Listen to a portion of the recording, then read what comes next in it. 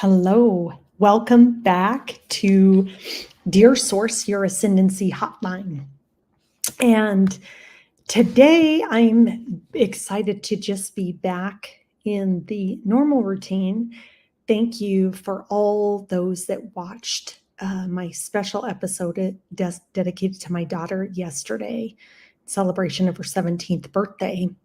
And today we are going to tackle, I think, something that many of us, especially in the United States, but probably around the world, feel, depending on the socioeconomic as well as the political climate going on in our wherever we may reside. So let's get right into it.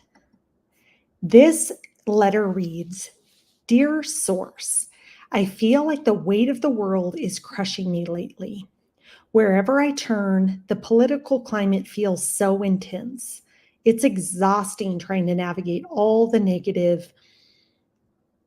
negativity. Sorry, I can't read very well. My apologies.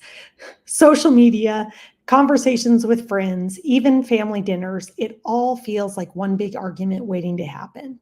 I believe that everyone has a right to their own opinion, and I really want to respect that, but it feels like we've forgotten how to disagree without tearing each other apart.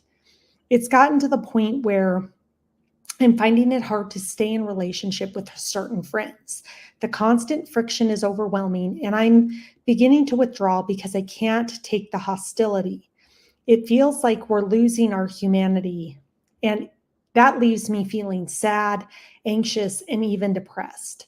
I want to be in a space where I can hold my values while allowing others to do the same without the same sense of hatred and division.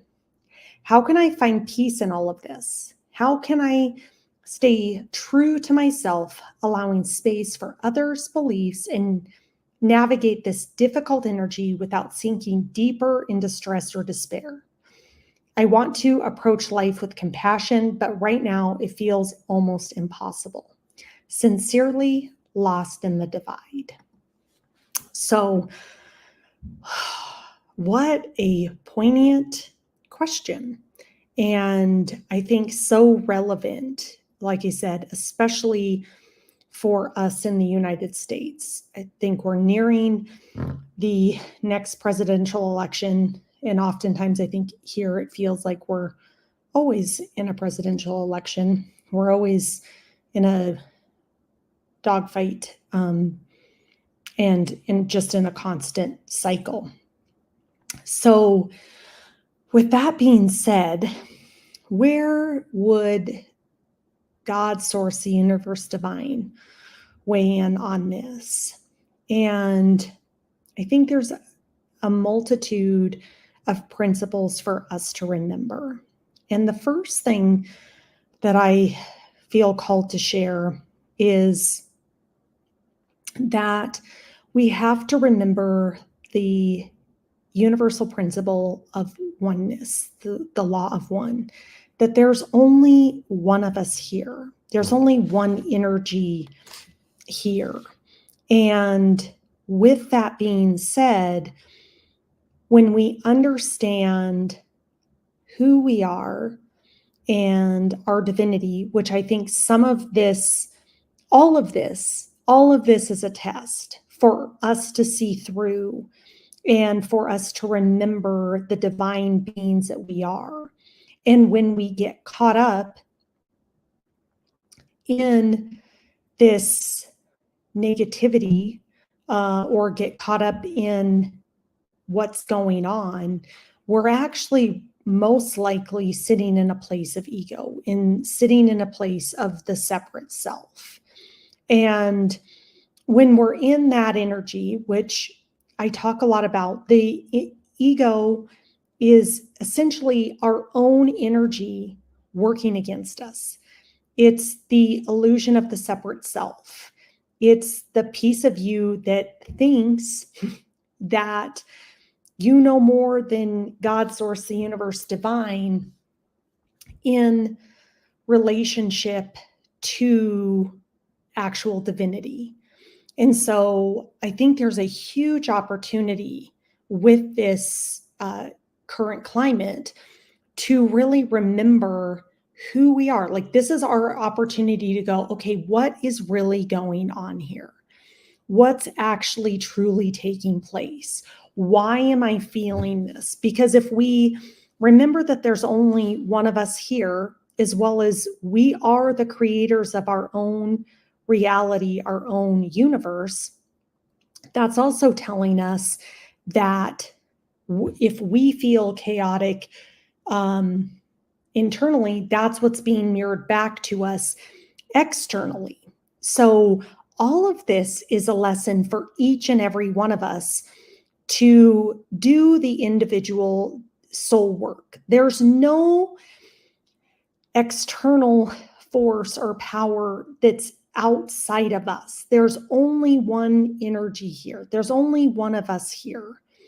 And when we remember that there's only one of us here, that we are all the ocean and all these other things are just waves in the ocean, to remind us that we are the ocean, we then can step into our true divine power. So, like, if you think about all of the universe is divinely orchestrated, it's just like the human body, which I talk a lot about because I want people to remember and know how divine you are. The human body has natural intelligence beyond anything that we can't even wrap our minds around.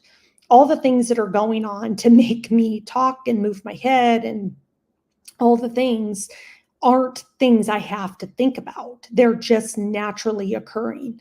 My cells are reproducing and naturally reoccurring, and not, my brain isn't having to go, okay, this one cell, because we have trillions of cells, you have to replicate now. All of this is happening with the natural intelligence that drives the universe as well. So what's happening right now is by perfect design. It's also part of the collective karma, the collective lessons that we're here to learn.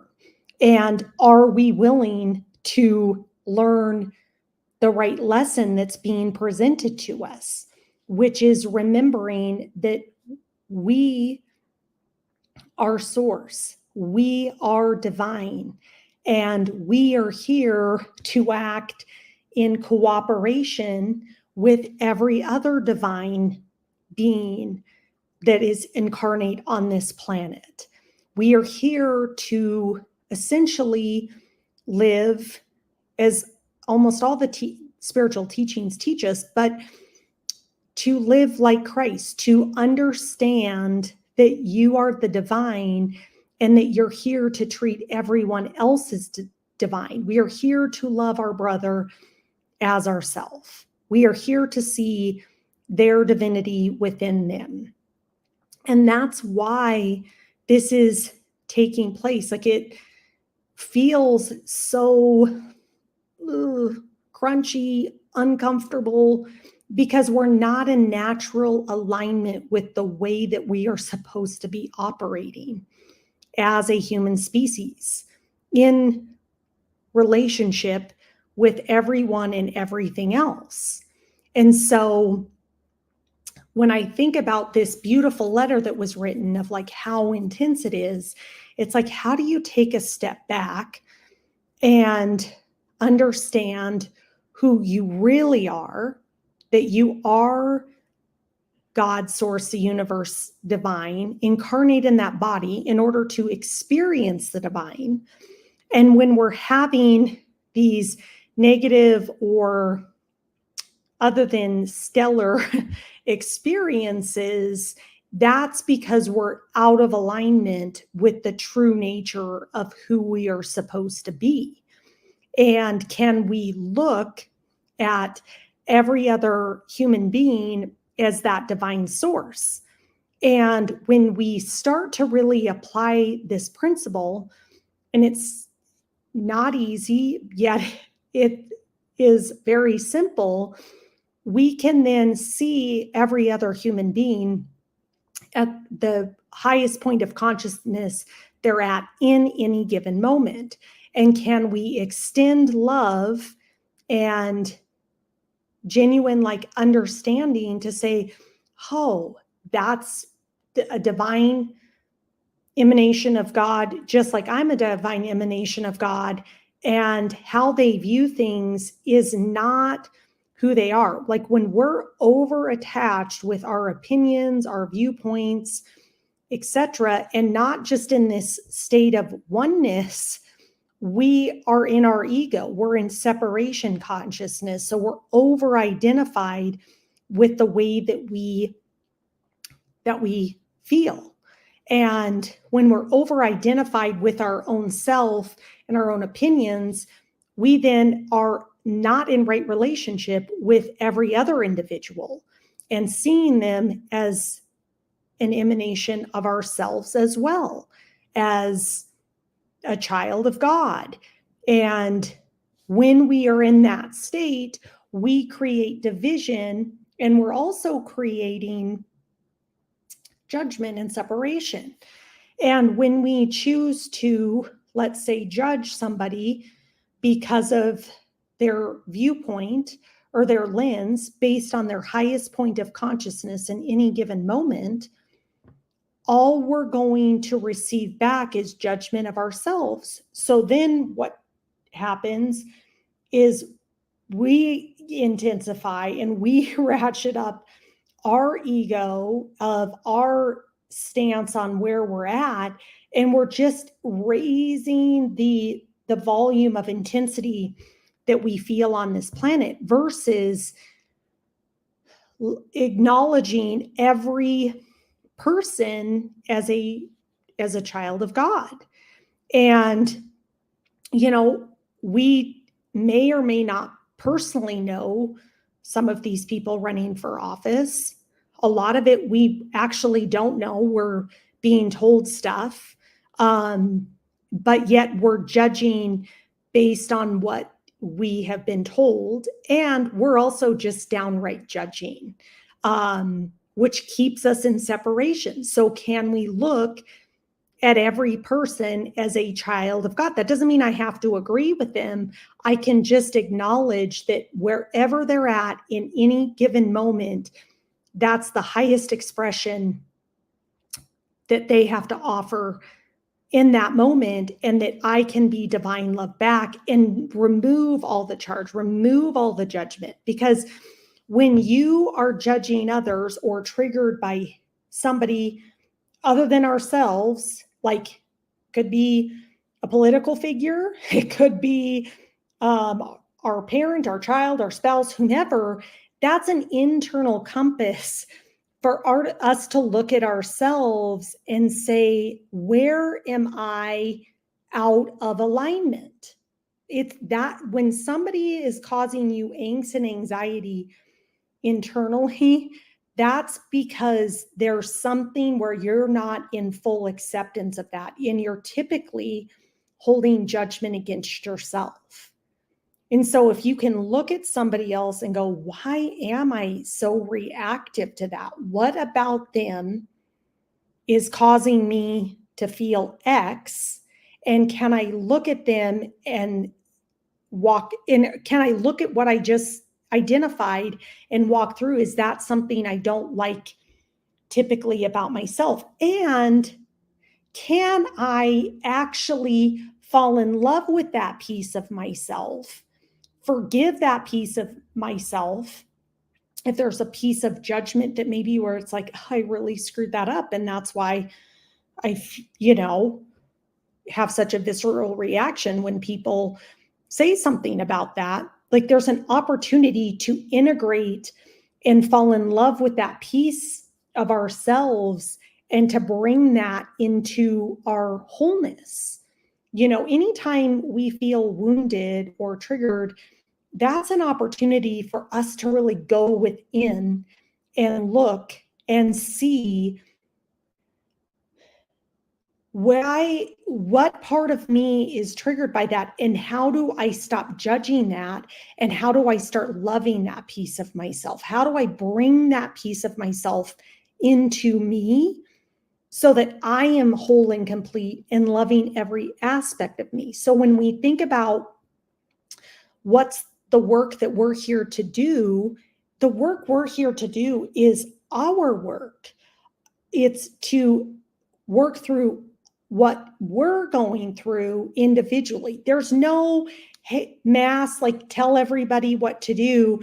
And we think that that's going to essentially solve the problem. How healing works within our universe is when I find access to the healing, that gives somebody else access to the healing. And when we shine our lights in true authenticity of ourselves and love every aspect of ourselves, we then get to give access to everybody else by just being who we are.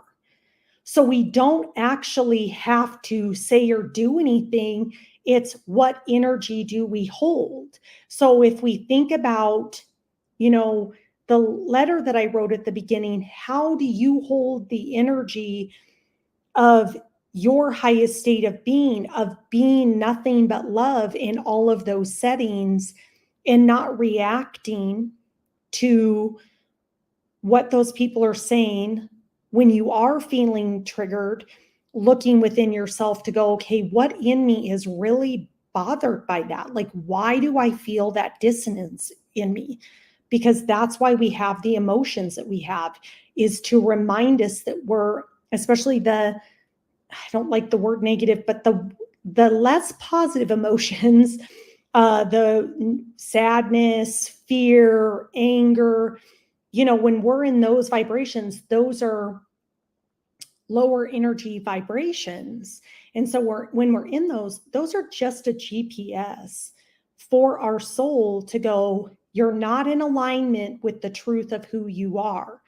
The truth of who you are is that you are divine, pure love, and that's who you are. You're not bothered by anything else. The essence of who you are is an emanation of God. Your DNA spells you're God eternal within the body. So if you can hold that frequency, you're at the highest frequency, you're giving everybody else around you access to access that same frequency because that's what you're holding. And you can also then point them to, like, oh, if you're feeling anger, frustration, fear, whatever triggered inside within yourself, that's an opportunity to look within and go, okay, where is that coming from? And when you kind of root cause and pinpoint and spend some time with it, where is that coming from? That's a part of you that you want to integrate and love and bring into yourself.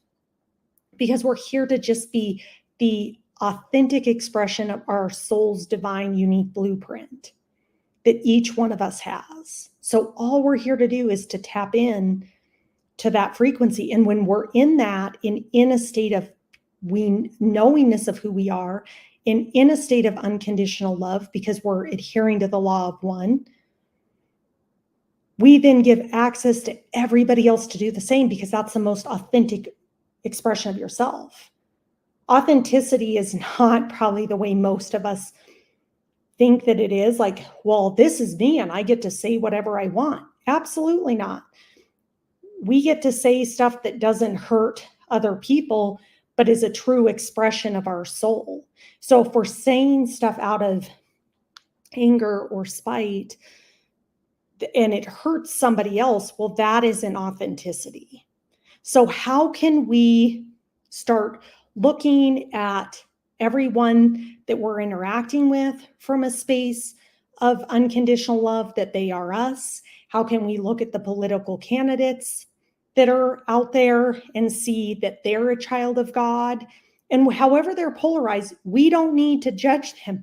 God is already on it. Whether somebody's polarized negative or positive, it's not our job. We've kind of assigned, like, that's our ego's job to judge somebody. No, our job is to just be love. The universe is already on it. The universe is already on it. So your frequency is just to learn when you're not feeling in alignment. Why am I not feeling in alignment? What's being triggered within me? What's causing me to not be in my highest state of vibration? And really dig into that and learn from that and fall in love with that piece of you. Like, oh yeah, I mean, I want everybody on this earth to be so happy, and that causes me fear. Well, that's something to love about yourself. Like, you care about all of humanity because you know who they are. You know what's going on here. So you want everybody to get along. Whatever that may be, every person is going to have something unique to themselves. And then you get to integrate and fall in love with that piece. And then you just have to go be and shine your light. We're just here to be. So you get to go be love. You get to go be that and hold that frequency in any and all of your spaces, even on social media, because in that state of beingness, you're also going to start to create boundaries. And you're going to start to have people potentially naturally go, gosh, I feel so uncomfortable being around that person, because you're holding such a high vibration and you don't even have to say or do anything. So this time right now on the planet is an opportunity for each and every one of us to understand that this is about us learning about ourselves. This is about us learning about our divinity. It's about stepping into a new density of consciousness, to move into Christ-like consciousness, to move into unconditional love, killing our ego essentially, and really stepping into our divinity. That's why this is occurring right now. That's the gift. That's the lesson. There's nothing more that we need to do other than use these gifts to grow ourselves and to return us back to the divine being in which we are. So if you have more questions about that, you want to talk about that, maybe I didn't do a great job of explaining it, but please comment, DM me, reach out. I'd love to spend time with you. And if you ever want a free one-on-one session with me, the link is in the description box below, as well as I have more exciting news coming with the Ascendancy Collective and the spiritual community I'm building to help heal you body, mind, and soul, with some of the best coaches, where we can just individually work on becoming the best versions of ourselves, because as we do that, we're going to heal the planet. So I will share more of that. It's getting fleshed out right now, but I want to start teasing it. But in the meantime, please book with me. Please continue to write in, comment, like, and share, because you guys are what makes this show what it is. So I appreciate each and every one of you. I send you a lot of love and light, and I will see you guys tomorrow.